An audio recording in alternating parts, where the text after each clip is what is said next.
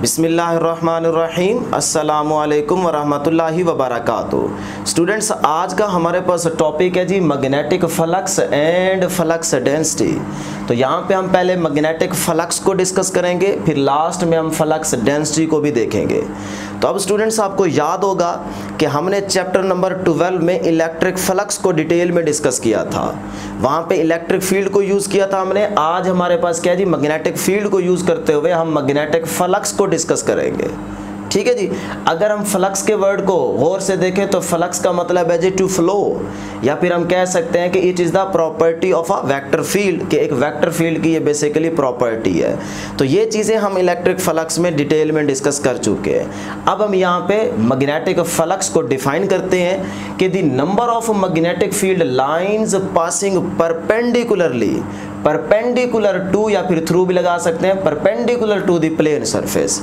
कि जब हमारे पास मैग्नेटिक फील्ड लाइंस किसी प्लेन सरफेस में से परपेंडिकुलरली पास हो रही होंगी तो वहाँ पे मैग्नेटिक फ्लक्स प्रोड्यूस हो जाएगा। इसको छोटी सी एग्जांपल से समझाने की कोशिश करता हूँ कि लेट्स सपोज ये हमारे पास क्या है जी, प्लेन सरफेस है। ठीक है, ये हमारे पास क्या है जी, मैग्नेटिक फील्ड लाइंस। अगर ये number of magnetic field lines इस प्लेन में से परपेंडिकुलरली पास कर रही होंगी तो यहाँ पे मैग्नेटिक फ्लक्स प्रोड्यूस होगा। लेकिन अगर मैं ऐसे कर देता हूँ कि ये जो प्लेन है इसको मैं ऐसे सेट कर लेता हूँ जी। अब ये हमारे पास क्या है, नंबर ऑफ फील्ड लाइंस। अब ये मैग्नेटिक फील्ड लाइंस अगर इस प्लेन के ऊपर से यूं पास कर रही हो, मतलब प्लेन को सिर्फ टच करते हुए छू के गुजर रही हो, तो याद रखिएगा मैग्नेटिक फ्लक्स प्रोड्यूस नहीं होगा। क्या चीज़ ज़रूरी है कि प्लेन में से number of field lines perpendicularly pass कर रही हो, मतलब फील्ड लाइंस उस प्लेन को चीर फाड़ के उसके अंदर से गुजर रही हो, तभी आपका मैग्नेटिक फ्लक्स प्रोड्यूस होगा। तो ये जो चीर फाड़ का वर्ड मैं यूज़ कर रहा हूँ, ये आपको फील हो रहा होगा कि क्या चीज़ ज़रूरी है कि मैग्नेटिक फील्ड लाइंस प्लेन के अंदर से, मतलब परपेंडिकुलरली पास करेंगी तो ही फ्लक्स प्रोड्यूस होगा। तो इसीलिए हमने यहाँ पे वर्ड यूज़ किया है जी, perpendicular to the plane surface. अब इसी डेफिनेशन को मैथमेटिकली यूँ भी डिफाइन कर सकते हैं कि it is the dot product of magnetic field vector and the area vector. तो अगर B और A का मतलब जो हमारे पास B भी वेक्टर हो और एरिया भी कौन सा, वेक्टर, तो एरिया वेक्टर A का जब हम B वेक्टर के साथ डॉट प्रोडक्ट लेंगे तो फिर भी हमारे पास क्या आएगा, मैग्नेटिक फ्लक्स आएगा। तो इस तरह मैथमेटिकली भी हम डिफाइन कर सकते हैं। इसी चीज़ को अगर थोड़ा सा हम सिंप्लीफाई करें तो फिर हम यूँ भी डिफाइन कर सकते हैं कि it is the product of magnitude of the magnetic field and the component of area which is parallel to the magnetic field is called magnetic flux। कि इसी चीज़ को हम कैसे लिख सकते हैं, B डॉट A को BA cos थीटा। अब यहाँ पे B क्या है, magnitude of the magnetic field. इसी तरह ये A cos थीटा क्या है, component of a vector A which is parallel to the magnetic field B। इसका मतलब इसी चीज़ को हम इस तरह से भी डिफाइन कर सकते हैं। ठीक है जी। तो ये भी हमारे पास क्या है, मैग्नेटिक फ्लक्स की मैथमेटिकली डेफिनेशन है। अब स्टूडेंट्स, यहाँ पे आपको इस डेफिनेशन में और इस डेफिनेशन में दो वर्ड बड़े इंपॉर्टेंट नज़र आ रहे होंगे। एक है जी परपेंडिकुलर, कि हमने इस डेफिनेशन में परपेंडिकुलर वर्ड यूज़ कर रहे हैं और यहाँ पे हम पैरेलल वर्ड यूज़ कर रहे हैं। ये क्या चक्कर है, तो यहाँ पे परपेंडिकुलर यूज़ क्यों कर रहे हैं और यहाँ पे पैरेलल यूज़ क्यों कर रहे हैं, इस बात को थोड़ा सा गौर से समझना है। तो यहाँ पे स्टूडेंट्स याद रखिएगा कि हमारे पास जो एरिया होता है वो दो तरह का होता है। एक होता है जी सरफेस एरिया और दूसरा होता है वेक्टर एरिया। अब सरफेस एरिया का क्या मतलब होगा, वेक्टर एरिया का क्या मतलब होगा, उसको हमने इन डायग्राम से समझना है। ठीक है जी। तो स्टूडेंट्स, पहली डायग्राम में अगर आप गौर से देखें तो ये एरिया कौन सा यूज़ किया जा रहा है जी, सरफेस एरिया यूज़ किया जा रहा है। देखिए इसके ऊपर मैंने एरो यूज़ नहीं किया, तो ये सरफेस एरिया है। तो याद रखिएगा जब आप एरिया को एज अ स्केलर ट्रीट कर रहे होंगे तो तब ये मैग्नेटिक फील्ड लाइंस जो होंगी वो इस एरिया में से परपेंडिकुलरली पास हो रही होंगी। तो शॉर्टकट आपने क्या यहाँ पे याद करना है कि जब भी एरिया को एज अ स्केलर ट्रीट कर रहे होंगे तब आपने वर्ड परपेंडिकुलर यूज़ करना है। जब एरिया को एज अ स्केलर ट्रीट कर रहे होंगे तब आपने वर्ड कौन सा यूज़ करना है, परपेंडिकुलर। और जब यहाँ पे देखिएगा जब हम एरिया को एज अ वेक्टर ट्रीट कर रहे होंगे तब आप वर्ड यूज़ करेंगे जी पैरेलल। तो यहाँ पे आप देख सकते हैं कि जो मैग्नेटिक फील्ड लाइंस हैं वो वेक्टर एरिया के क्या हैं, पैरेलल है। तो दोबारा रिपीट कर देता हूँ, जब एरिया को एज अ स्केलर ट्रीट कर रहे होंगे तब वर्ड यूज़ करेंगे परपेंडिकुलर, और जब एरिया को एज अ वेक्टर ट्रीट कर रहे होंगे तब वर्ड यूज़ करेंगे जी पैरेलल। तो एक तरह से मैं ये भी कह सकता हूँ कि स्केलर के लिए वर्ड यूज़ करते हैं परपेंडिकुलर और वेक्टर के लिए वर्ड यूज़ करते हैं जी पैरेलल। ठीक है जी। अब छोटी सी यहाँ पे कन्फ्यूजन रहती है कि हम एंगल इस केस में डिस्कस करेंगे या इस केस के लिए डिस्कस करेंगे। जो थीटा होगा वो इस केस में हमारा लाई करेगा, मतलब हम डिस्कस कर सकते हैं, या इस केस में डिस्कस करेंगे। तो ये बड़ी इंपॉर्टेंट बात है समझने वाली। तो बेटे याद रखिएगा, हम क्लास 11th में चैप्टर नंबर 2 में डिस्कस कर चुके हैं कि जो हम थीटा एंगल थीटा लेते हैं वो दो वेक्टर्स की डायरेक्शंस के बिटवीन लेते हैं। तो यहाँ पे इस केस में तो हम एंगल नहीं ले सकते, क्यों? क्योंकि ये हमारे पास क्या है, स्केलर, ये क्या है, वेक्टर। तो एक स्केलर एक वेक्टर, तो यहाँ पे हम एंगल नहीं ले सकते थीटा। इस केस में हम एंगल थीटा ले सकते हैं, क्यों? क्योंकि ये भी हमारे पास क्या है, वेक्टर, और ये भी क्या है, वेक्टर। तो दो वेक्टर्स की डायरेक्शंस के बिटवीन हम एंगल थीटा लेते हैं। तो इसीलिए मैंने यहाँ पे इंपॉर्टेंट पॉइंट लिखा हुआ है कि angle is always taken between the directions of two vectors, कि दो वेक्टर्स की डायरेक्शंस के बिटवीन हमेशा एंगल लिया जाता है। तो इस केस में हम एंगल लेंगे। ठीक है जी। अब स्टूडेंट्स बात कर लेते हैं जी मैग्नेटिक फ्लक्स के यूनिट की। तो ये हमारे पास फार्मूला है मैग्नेटिक फ्लक्स का, ये हमारे पास φb सिंबल है, φ से फ्लक्स और b से मैग्नेटिक फील्ड। तो इसका यूनिट क्या होगा जी, वेबर। तो हमारे पास यूनिट क्या है जी, वेबर। वेबर का सिंबल जो है वो WB होता है, आप इसको पूरा भी लिख सकते हैं WEBER। ठीक है जी। और जो वेबर बराबर होगा टेस्ला इंटू मीटर स्क्वायर। फार्मूले में देखें B का यूनिट क्या होगा, टेस्ला, एरिया का क्या होगा, मीटर स्क्वायर। तो इसका मतलब वेबर जो है वो बराबर होगा टेस्ला इंटू मीटर स्क्वायर के। अब इसको आगे मजीद अगर आप यूनिट में फाइंड करना चाहते हैं, बेस में जाना चाहते हैं, तो फिर आप इस टेस्ला की जगह उसका यूनिट पुट करें कि आप फार्मूला अप्लाई करें जी F = ILB वाला, वहाँ से B का क्या होता है, टेस्ला। तो वहाँ से आपके पास ये यूनिट बन जाएगा।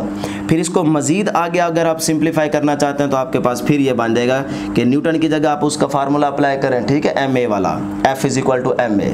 तो फिर आपके पास क्या बन जाएगा जी, यूनिट kg मीटर स्क्वायर पर सेकंड स्क्वायर पर एम्पेयर। ये एम्पेयर है, ठीक है। तो ये हमारे पास बेस यूनिट आ गया।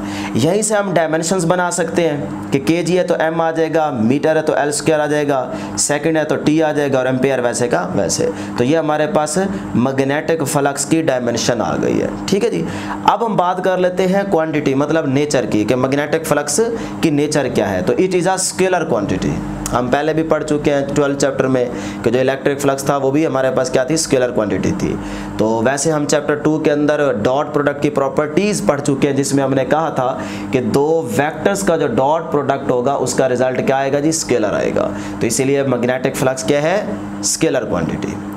अब स्टूडेंट्स यहाँ पे जो हम ये मैथमेटिकल इक्वेशन लिखी है हमने, इस चीज़ को हम प्रूफ करते हैं कि क्या ये बात बिल्कुल ठीक लिखी हुई है कि जो मैग्नेटिक फ्लक्स है वो बराबर होता है magnitude of the magnetic field, उसी का प्रोडक्ट ले रहे हैं, into the component of a vector A which is parallel to the B।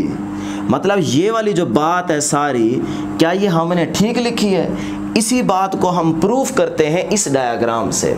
इस डायग्राम से हम इसको प्रूफ करते हैं क्या है कि ये मैथमेटिकली इक्वेशन ठीक लिखी हुई है कि नहीं। तो स्टूडेंट्स यहाँ पे हम एक मैग्नेटिक फील्ड के अंदर प्लेन को सर्टेन एंगल थीटा पे पुट करते हैं। तो यहाँ पे इस प्लेन का अगर हम वेक्टर एरिया फाइंड करना चाहें तो वो क्या होगा, परपेंडिकुलर टू द प्लेन।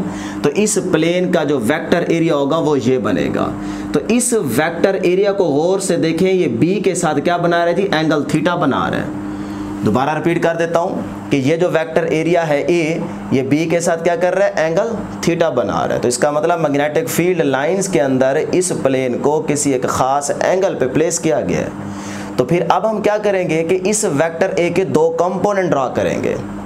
इस वेक्टर ए के दो कंपोनेंट क्या होंगे जी, एक ये वाला ए साइन थीटा और दूसरा क्या होगा जी, ए कोस थीटा।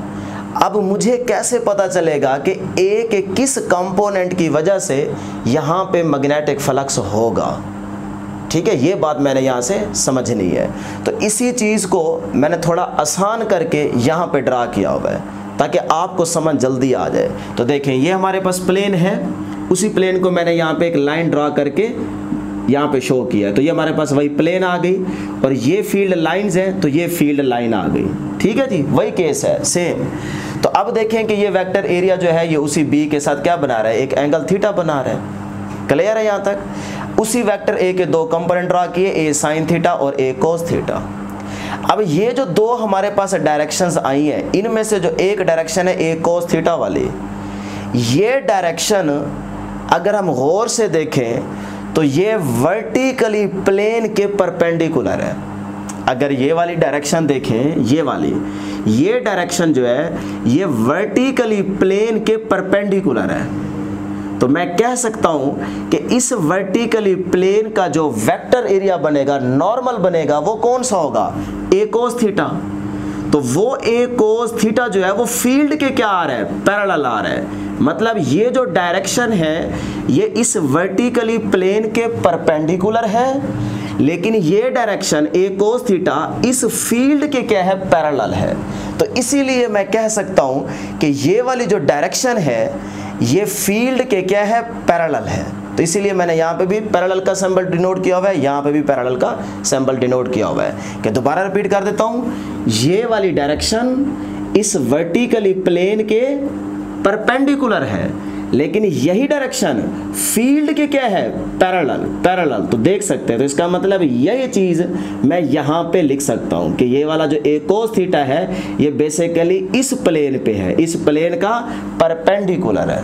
ठीक है, तो मैंने यहाँ पे शो करके लिखा हुआ है। आगे देखिए हमारे पास जो ये वाली डायरेक्शन है, ये डायरेक्शन, इसको अगर थोड़ा सा हम नीचे की तरफ लेके आए तो हमें देखने को मिल रहा है कि इस हॉरिजेंटल प्लेन पे ये वाली डायरेक्शन क्या है, परपेंडिकुलर। अगर इसी डायरेक्शन को मैं यहाँ पे ड्रा कर दूं और फिर नीचे लेके आऊं तो मुझे देखने को मिल रहा है कि ये वाली डायरेक्शन इस हॉरिजेंटल प्लेन के परपेंडिकुलर आ रही है।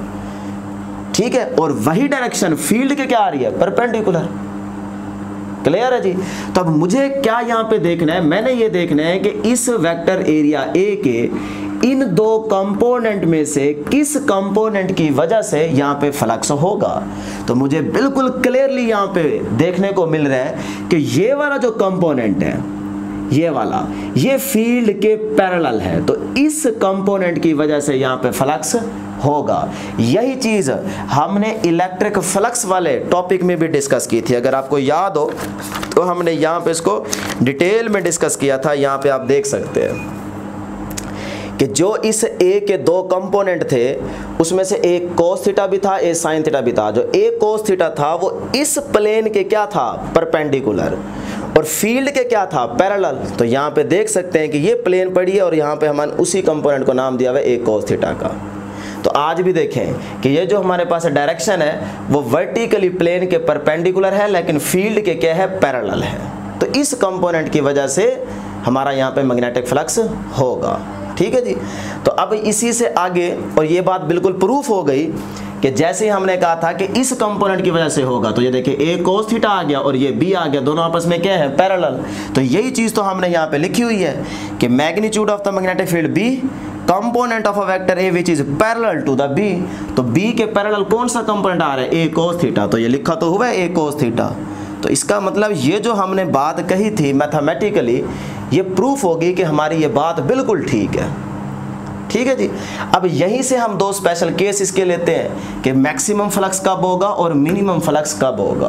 तो स्टूडेंट्स याद रखिएगा कि मैग्नेटिक फील्ड लाइंस में जब हम किसी प्लेन को परपेंडिकुलर प्लेस करते हैं तो मैग्नेटिक फ्लक्स क्या होगा जी, मैक्सिमम होगा। कैसे, देखें ये हमारे पास लेट्स सपोज परपेंडिकुलर प्लेन इस फील्ड के अंदर लाई कर रही है। तो ये प्लेन है, इसको हमने फील्ड के अंदर यूं रखा हुआ है। ठीक है, अब इस प्लेन का वेक्टर एरिया ड्रॉ करें तो वो क्या बनेगा, मतलब नॉर्मल, वो क्या बनेगा, परपेंडिकुलर टू द प्लेन। तो वो ये होगा, तो देख सकते हैं। ठीक है, ये प्लेन को परपेंडिकुलर रखा जा रहा है फील्ड के अंदर, ये रखा। इस प्लेन का जो वेक्टर एरिया बनेगा वो ये होगा। तो अब देखें वेक्टर एरिया और बी के बिटवीन एंगल क्या बनेगा, जीरो, दोनों पैरेलल बन गए। तो जब जीरो यहाँ पे पुट करेंगे तो cos जीरो की वैल्यू 1 हो जाएगी। 1 को बी ए से मल्टीप्लाई करेंगे तो आंसर बी ए ही आएगा। तो इसका मतलब यहाँ पे फ्लक्स क्या आ गया, मैक्सिमम आ गया।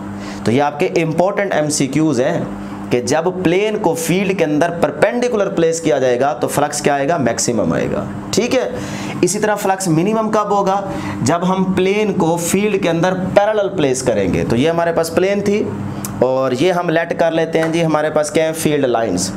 तो इस फील्ड लाइंस के अंदर ये अब हमने प्लेन को पैरेलल पुट कर दिया, ठीक है। अब इस प्लेन का वेक्टर एरिया ड्रा करें, तो जो वेक्टर एरिया आएगा वो क्या होगा, परपेंडिकुलर टू द प्लेन, वो ये होगा। तो यहाँ पे आप देख सकते हैं बिल्कुल क्लियरली ये हमारे पास वेक्टर एरिया आ गया, ठीक है। और यहाँ इस सरफेस पे से फील्ड लाइन अंदर से पास नहीं कर रही बल्कि सिर्फ छू के गुजर रही है, नीचे से भी जा रही हैं ऊपर से भी जा रही हैं। मैंने अभी आपको दिखाया कि अगर ये प्लेन इस तरह से पड़ी है फील्ड लाइंस के अंदर इस तरह से पैरेलल, तो देखें फील्ड लाइंस ऐसे जा रही हैं या फिर इसके ऊपर से पास कर रही हैं, टच करते हुए जा रही हैं, अंदर से इसको चीड़ फाड़ के नहीं गुजर रही, तो इसका मतलब फ्लक्स नहीं होगा। तो मैं डायरेक्ट ये बात कह सकता हूँ कि यहाँ पे फ्लक्स नहीं होगा। क्यों? क्योंकि फील्ड लाइंस इस एरिया के अंदर से पास नहीं कर रही, ठीक है, तो फ्लक्स नहीं होगा, फ्लक्स जीरो होगा। लेकिन अगर हम वेक्टर एरिया की बात करते हुए मैग्नेटिक फ्लक्स को डिस्कस करेंगे तो फिर हम क्या कहेंगे जी, phi B is equal to B dot A, B A cos theta, theta देखें एरिया और बी के बिटवीन यहाँ पे कितना बनेगा 90, ठीक है। तो cos 90 की वैल्यू क्या होती है 0, तो 0 को किसी भी चीज से मल्टीप्लाई करेंगे आंसर 0, तो मैग्नेटिक फ्लक्स क्या हो गया जी 0 हो गया, ठीक है। इससे आगे बात करते हैं students magnetic flux through the curved surface, क्योंकि इलेक्ट्रिक फ्लक्स वाले टॉपिक में भी हमने कर्व्ड सरफेस की बात की थी। यहाँ पे आप देख सकते हैं electric flux through surface enclosing a charge, यहाँ पे हमने इलेक्ट्रिक फ्लक्स की बात की थी। तो अगर ये हमारे पास क्या है स्फेरिकल है ना, कर्व्ड सरफेस है, तो इसमें हमने क्या किया था कि इसको छोटे छोटे फ्लैट सरफेस में कन्वर्ट किया था। फिर फ्लैट सरफेस का हमने फ्लक्स फाइंड किया था, सारे को हमने यहाँ पे सम किया था, सम करने के बाद हमने उसकी इंटेंसिटी या फ्लक्स फाइंड किया था। तो आज भी अगर हमारे पास यहाँ पे कोई कर्व्ड सरफेस होगी तो कर्व्ड सरफेस के लिए जो मैग्नेटिक फ्लक्स हम लेंगे, पहले क्या करेंगे कि उस कर्व्ड सरफेस को इस तरह स्मॉल फ्लैट पैचेस में कन्वर्ट करेंगे, ठीक है। ये आप गौर से यहाँ पे देख सकते हैं हमारे पास कर्व्ड सरफेस है, उसको हमने इस तरह छोटे छोटे पैचेस में पहले डिस्ट्रीब्यूट करना है पूरी कर्व्ड सरफेस को, फिर हर एक का फ्लक्स आप फाइंड करेंगे और उन सारों को सम करेंगे तो आपके पास इस कर्व्ड सरफेस का टोटल मैग्नेटिक फ्लक्स आ जाएगा, ठीक है। तो इसीलिए मैंने यहाँ पे डायरेक्ट ये बात लिखी हुई है कि आपको पहले पता तो है, सारी पढ़ाई हुई है, लेकिन सिर्फ आपने यहाँ पे बी लेनी है मैग्नेटिक फील्ड, बाकी सारा केस ये इलेक्ट्रिक फ्लक्स वाला ही होगा, फील्ड वाला होगा। तो फ्लक्स क्या होगा जी, magnetic flux B dot A होगा, only applicable for flat surface. देखें यहाँ पे हम ले रहे हैं कर्व्ड, और ये वाला जो फार्मूला हम अप्लाई करते हैं ये तो फ्लैट सरफेस के लिए करते हैं, तो इसीलिए पहले इस कर्व्ड सरफेस को स्मॉल छोटे छोटे पैचेस में फ्लैट सरफेस में कन्वर्ट करेंगे, तभी उस सारे को सम करेंगे तो हमारे पास टोटल फ्लक्स आएगा थ्रू दी कर्व्ड सरफेस। तो इसको हमने इस तरह से स्मॉल पैचेस में कन्वर्ट किया और सारे का फ्लक्स यहाँ पे सम करेंगे, तो इसी समेशन वाले मैग्नेटिक फ्लक्स को हम इस तरह से भी लिख सकते हैं कि phi B is equal to sigma मतलब सम, और I इज इक्वल टू 1 से लेके n तक, हमारे पास लेट्स सपोज यहाँ पे n पैचेस बनेंगे, तो उसका जो मैग्नेटिक फ्लक्स आएगा वो क्या होगा B I dot vector A I. तो इस तरह ये हमारे पास इस कर्व्ड सरफेस के थ्रू जो मैग्नेटिक फ्लक्स होगा उसके लिए फार्मूला बन जाएगा, और यहाँ से आप मैग्नेटिक फ्लक्स को फाइंड कर सकते हैं इसीलिए। अब स्टूडेंट्स यहाँ पे छोटा सा MCQs याद रखिएगा कि जो मैग्नेटिक फ्लक्स है ये नंबर ऑफ फील्ड लाइंस पे भी डिपेंड करता है, वेक्टर एरिया पे भी डिपेंड करता है, और थीटा पे भी डिपेंड करता है। तो अगर यहाँ पे गौर से देखें कि ये मैग्नेट है, नॉर्थ पोल से मैग्नेटिक फील्ड लाइंस बाहर निकल रही हैं, तो हमने यहाँ पे डिफरेंट एरिया यहाँ पे प्लेस किया हुआ है कि लेट्स सपोज अगर यहाँ पे ये एरिया देखें तो इसमें से नंबर ऑफ फील्ड लाइंस कितनी पास कर रही हैं 2, इसी तरह इस एरिया में से देखें कितनी number of field lines pass कर रही हैं 3, इस एरिया में से कितनी कर रही हैं 1। तो इसका मतलब जिसमें से नंबर ऑफ फील्ड लाइंस कम पास कर रही हैं उसका फ्लक्स क्या होगा लो, जिसमें से ज़्यादा number of field lines pass कर रही हैं एरिया में से उसका फ्लक्स क्या होगा हाई। और यहाँ पे गौर से देखें तो 2 फील्ड लाइंस पास कर रहे हैं तो इसका मतलब यहाँ पे फ्लक्स क्या होगा मीडियम होगा, ठीक है जी, एवरेज होगा। तो यहाँ पे फ्लक्स हाई है, यहाँ पे लो है, और यहाँ पे क्या है एवरेज या मीडियम। तो इस तरह अगर आप एंगल को चेंज करते हैं, मींस कि यहाँ से बैठ के आप मैग्नेट को आगे पीछे मूव करते हैं, तो हो सकता है इसमें से 2 फील्ड लाइन पास करें, उसमें से 1 करें, इसमें से 2 करें। तो इस तरह आप मतलब एरिया को चेंज करके भी मैग्नेटिक फ्लक्स की वैल्यू को चेंज कर सकते हैं। तो ये चीज़ हमें देखने को मिलेगी चैप्टर नंबर 15 में, कि जब हम एरिया को या एंगल चेंज करते रहेंगे तो फिर हमारे मैग्नेटिक फ्लक्स की वैल्यू भी चेंज होती रहेगी। तो अगर मैं यहाँ पे आपको चैप्टर 15 के अंदर दिखाना चाहूँ तो आप यहाँ पे बिल्कुल क्लियर देख सकते हैं कि अगर हम कंटिन्यूसली एंगल चेंज कर रहे हैं या फिर एरिया चेंज कर रहे हैं तो तभी हमारे पास जो है मैग्नेटिक फ्लक्स चेंज हो रहा होगा। तो यहाँ पे देखें एरिया चेंज कर रहे हैं हम लोग। यहाँ पे आप गौर से देख सकते हैं कि इस एरिया में से कितनी फील्ड लाइन पास कर रही हैं, 1 2 3, और यहाँ पे देखें 1 2 3 4 5 कर रही हैं। इसका मतलब अगर आप कंटिन्यूसली एंगल चेंज कर रहे हैं या फिर आप मैग्नेट को आगे पीछे मूव कर रहे हैं तो आपके पास नंबर ऑफ फील्ड लाइंस जो हैं वो एरिया में से कम ज़्यादा होने लग जाएंगी, जिसकी वजह से फ्लक्स भी चेंज होगा। तो बहरहाल ये चीज़ हम यहाँ पे भी डिटेल में डिस्कस करेंगे। कहने का सिर्फ मतलब ये था कि यहाँ पे आप देख सकते हैं कि जब एरिया में से या सर्टन एरिया में से नंबर ऑफ फील्ड लाइंस ज़्यादा पास करेंगी तो फ्लक्स ज़्यादा होगा, अगर कम करेंगे तो फिर फ्लक्स भी कम होगा। ठीक है जी। अब स्टूडेंट्स हम लास्ट में बात कर लेते हैं फ्लक्स डेंसिटी की, और इसी से रिलेटेड 1-2 MCQs को भी देख लेते हैं। तो अब है स्टूडेंट्स हमारे पास फ्लक्स डेंसिटी। तो फ्लक्स डेंसिटी को हम डिफाइन करते हैं कि अभी हमारे पास जो मैक्सिमम फ्लक्स आया था उसका रिजल्ट क्या था जी, 5B = BA। तो इसी इक्वेशन को यूज़ करते हुए यहाँ से B को फाइंड करें। B किसके इक्वल आएगा जी, 5B/A, मतलब magnetic flux per unit area is called flux density. इसी से हमने यहाँ पे थ्योरेटिकल डिफाइन किया मैग्नेटिक फ्लक्स डेंसिटी को कि magnetic flux per unit area which is held perpendicular to the magnetic field is called flux density. ठीक है जी।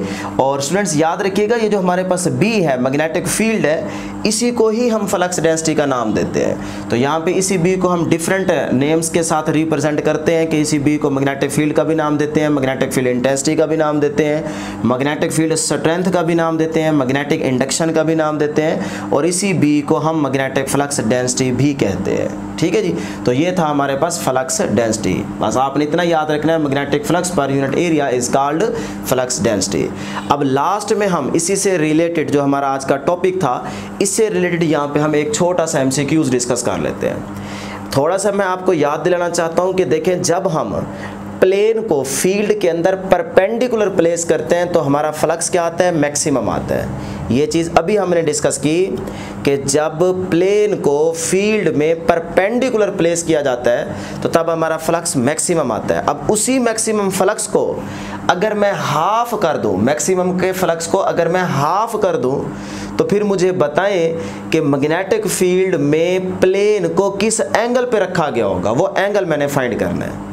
तो इसी से रिलेटेड मैंने यहाँ पे MCQs बनाया। देखिएगा, the magnetic flux through the area will be half of maximum, कि हमारा जब मैक्सिमम फ्लक्स आता है तो तब फील्ड लाइंस में प्लेन को परपेंडिकुलर पुट किया होता है।